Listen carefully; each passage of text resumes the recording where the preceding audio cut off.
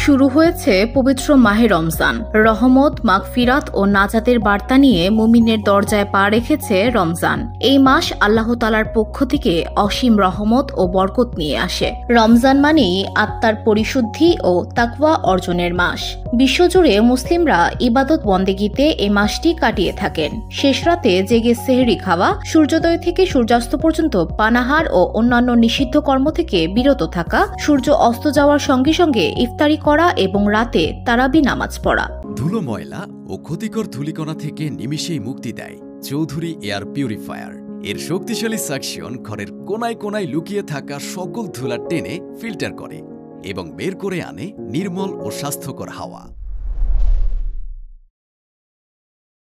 এ মাসের অন্যতম প্রধান ইবাদত হল রোজা রাখা। বিনোদন জগতের বলিউড বাদশাহ শাহরুখ খানও রমজানে রোজা রাখার চেষ্টা করেন। এর আগে এক সাক্ষাৎকারে কিং খান নিজেই সে কথা জানিয়েছেন। 2013 সালে ঈদে চেন্নাই এক্সপ্রেস মুক্তির পর ভক্তদের মুখোমুখি হন শাহরুখ খান। সেই সময় এক ভক্ত তাকে প্রশ্ন করেন, রমজান মাসে রোজা রাখা হয় কিনা।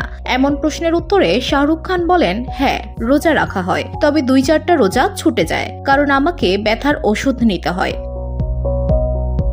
তিনি বলেন, যখন পিঠের ব্যথা শুরু হয় তখন ওষুধ নিতে হয়, যে কারণে 2-4টা রোজা ছুটে যায়, তবে মাশাআল্লাহ অধিকাংশ রোজাই রাখা হয়।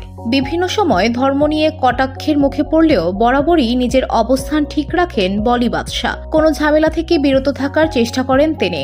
আর রমজানে বিভিন্ন ইফতার পার্টিতেও দেখা যায় কিং খানকে। আর ঈদের দিনেও ভক্তদের সঙ্গে শুভেচ্ছা বিনিময় করতে দেখা যায় শাহরুখ খানকে।